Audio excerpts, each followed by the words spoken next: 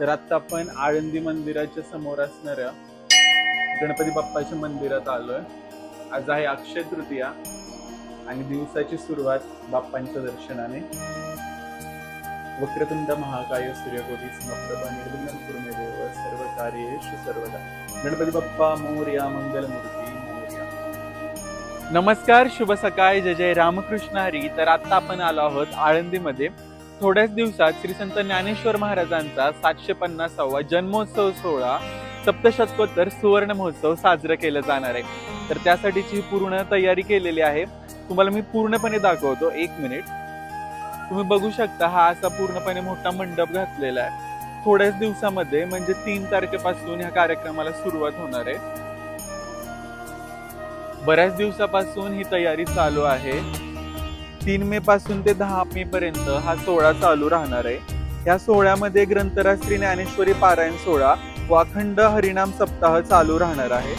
तर ज्यांना ज्ञानेश्वरी पारायण करायला यायचंय ते आवर्जून येऊ शकतात. आळंदी संस्थान कमिटी आणि ग्रामस्थ इथे त्यांच्या निवासाची पण सोय करणार आहेत. पूर्णपणे तुम्ही बघू शकता, खूप भव्य दिव्य असा मंडप घातलेला आहे. तयारी ह्याची चालूच आहे. बरेच दिवस म्हणजे जो महिना झाले ही तयारी चालू आहे. ह्या मांडवाच्या शेजारी एक दुसरा पण मांडव घातलेला आहे.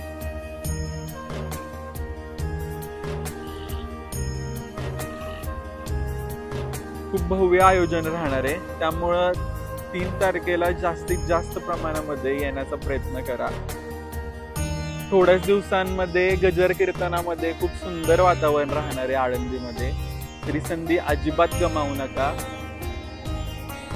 या अशा संधी आयुष्यामध्ये खूप कमी येतात आणि ज्ञानेश्वर महाराजांचा 750वा जन्मोत्सव सोहळा आहे. त्यामुळे आवर्जूनच यायला पाहिजे. आपण पुढे सगळं अपडेट देतच राहू.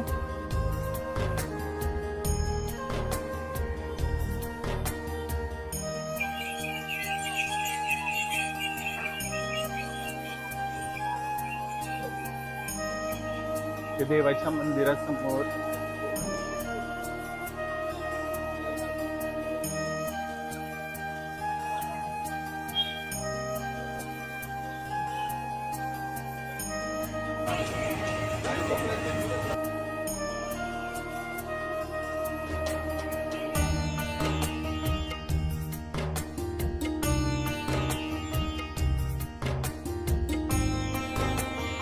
रुद्राजांचं मंदिर आहे.